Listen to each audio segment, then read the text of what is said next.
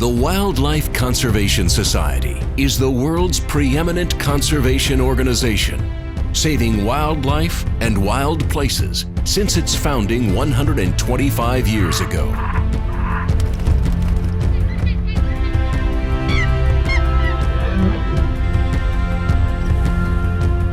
From our global headquarters at the Bronx Zoo to the most biologically critical regions on the planet,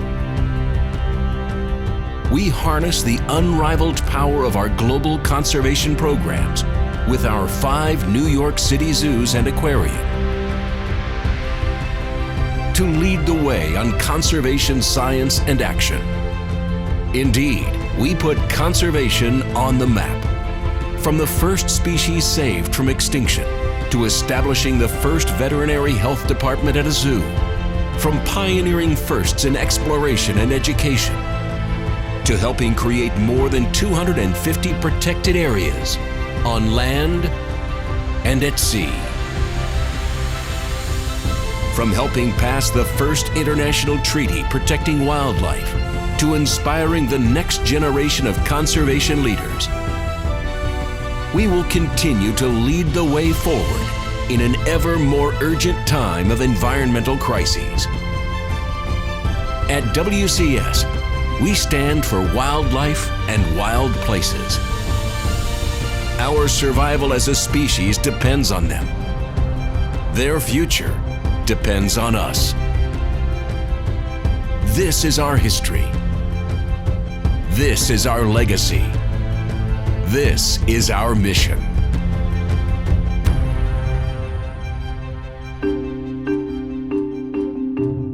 With an eye toward the new century, avid sportsman and future U.S. President Theodore Roosevelt foresees the loss of the nation's wildlife and rich natural heritage unless dramatic action is taken.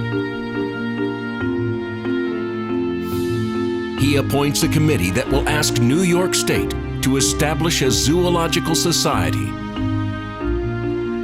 in the country's most populous and prosperous city. The Wildlife Conservation Society is founded as the New York Zoological Society in 1895, with a mandate to accomplish 3 goals: advance wildlife conservation, promote the study of zoology, and create a first-class zoo.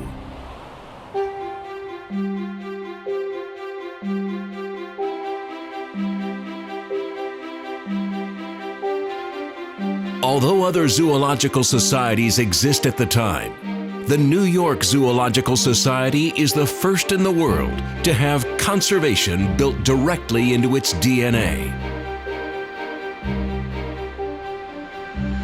On November 8, 1899, the Bronx Zoo opens to great acclaim. This unparalleled access to the planet's animals ignites a powerful spark, connecting visitors to science and nature, and the need to protect both.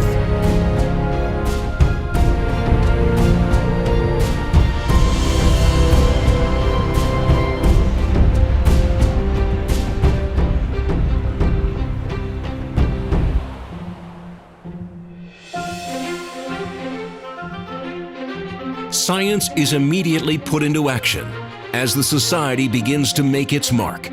With the backing of the Society's leadership, the first federal law protecting wildlife is passed. A year later, the Society establishes the country's first veterinary department at a zoological park, setting a new standard for animal care. Based on the success of the Bronx Zoo, city officials asked the Society to take over management of the New York Aquarium, also a top attraction of the day.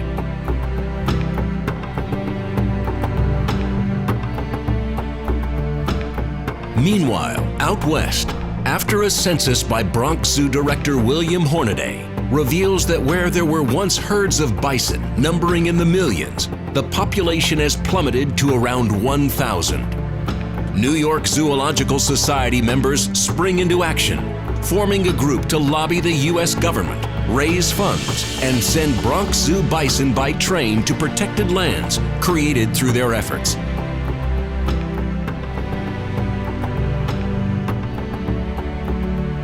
Bison populations are restored as the Society begins its earliest forays into establishing protected areas for imperiled species. The Society's mission begins moving further afield in its third decade. In the Galapagos, New York Aquarium Director Charles Townsend also unites the Society's objectives by sending tortoises to zoos around the world in a groundbreaking effort to save the species from extinction. Tortoises collected by Townsend and their offspring have since been returned to the Galapagos to help repopulate the species. And in the West Indies, Bronx Zoo Curator of Birds William Beebe is establishing the Society's first research stations. Where most biologists of the era were studying specimens in laboratories, Beebe wanted to study wildlife where it lived, forging the path for today's field-based conservation science. Beebe's Department of Tropical Research distinguishes itself with the inclusion of women scientists and artists in a field dominated by men.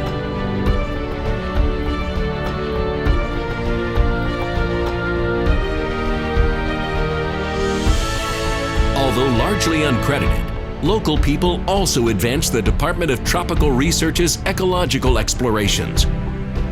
Their efforts open up a new world of wildlife to people around the globe.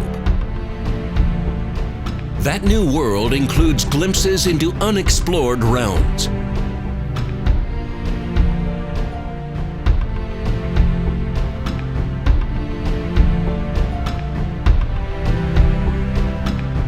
The Department of Tropical Research captures the attention and imagination of audiences everywhere as Beebe descends a record-setting half-mile down in order to bring to light the mysteries and beauty of the deep. Back in New York, the Society turns its attention to inspiring the next generation of conservation leaders. The first Wildlife Education Department is established, and the Children's Zoo connects New York's youngest residents to nature.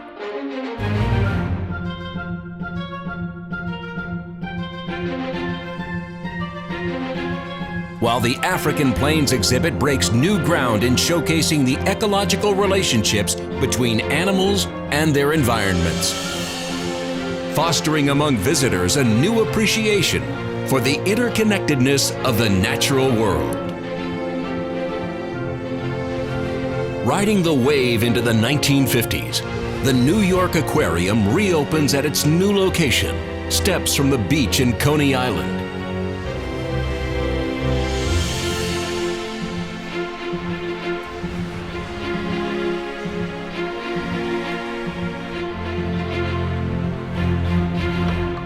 While on the other side of the ocean, wildlife biologist George Schaller, accompanied by his wife Kay, conducts the first ecological study of mountain gorillas, transforming public perception of this once feared species.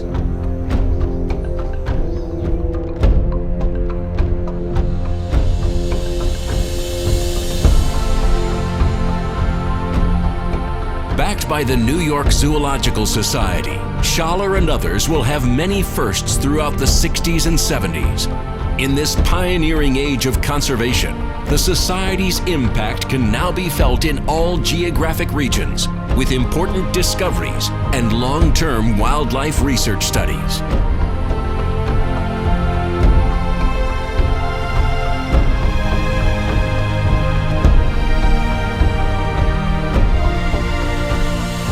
With the establishment of the Institute for Research in Animal Behavior, the Society professionalizes its conservation work, giving permanent home at the Bronx Zoo to leading scientists of the day, among them Roger Payne. Payne's recordings of humpback whale song gripped the public imagination, becoming the best-selling environmental album in history.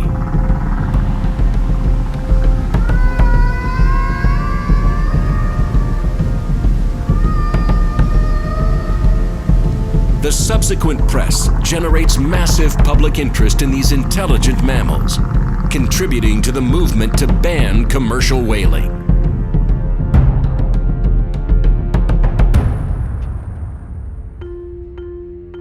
Building upon its conservation successes of the 1960s, the Society leverages its unique ability to inspire public audiences at its New York Aquarium and Bronx Zoo. New exhibits seamlessly recreate species' natural environments and push for greater urgency in their conservation messaging. These changes are led by Bronx Zoo Director William Conway, who revolutionizes not only the Bronx Zoo, but the entire zoo profession. It is no longer enough to demand that the Bronx Zoo be the best. The entire field must adopt a higher standard.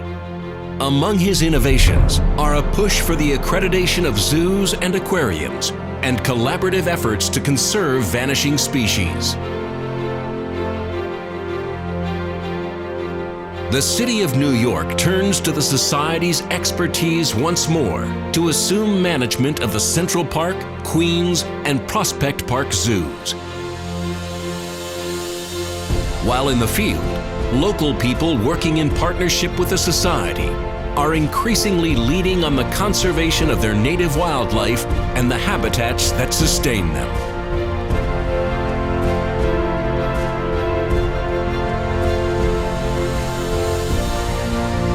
The New York Zoological Society begins the final decade of the 20th century by renaming itself the Wildlife Conservation Society in order to more precisely reflect the organization's global impact and influence.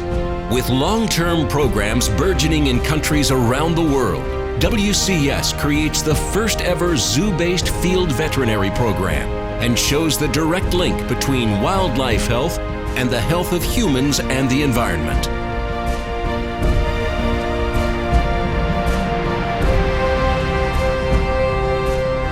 Seeds planted decades earlier are now flowering as an 18-month trek across the Congo Basin ultimately leads to the creation of some of the region's first national parks.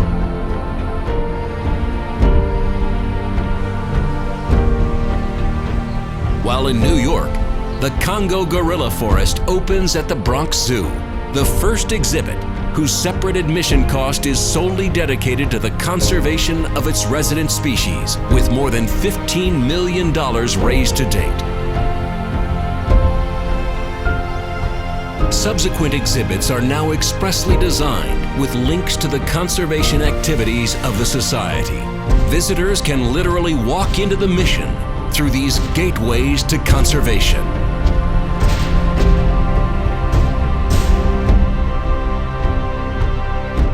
WCS begins the new millennium with landmark research revealing that our impact as a species, our human footprint, now covers 83% of the planet. This challenge is met by focusing on protecting nature's strongholds, the planet's most biologically critical, intact wildernesses.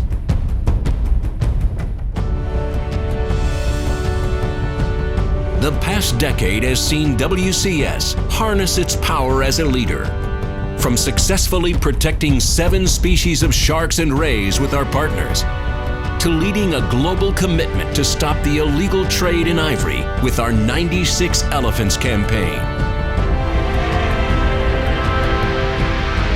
We continue to lead the zoo and aquarium community from efforts to protect endangered species to building a community of conservation advocates through our Animal Planet series, The Zoo.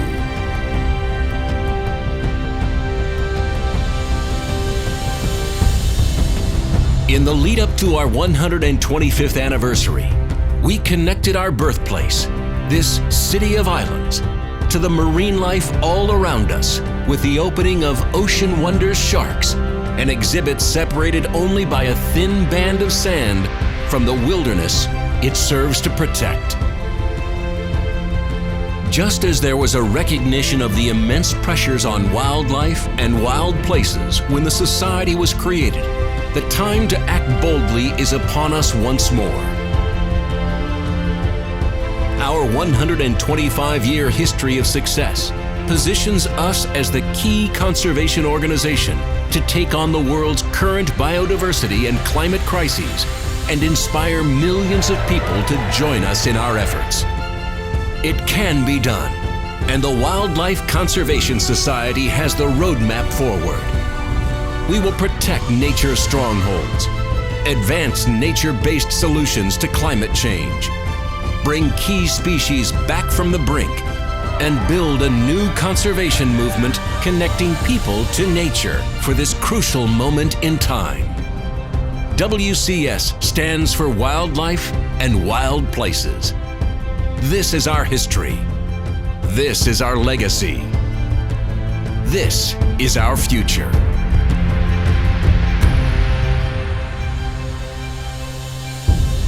Stand with us.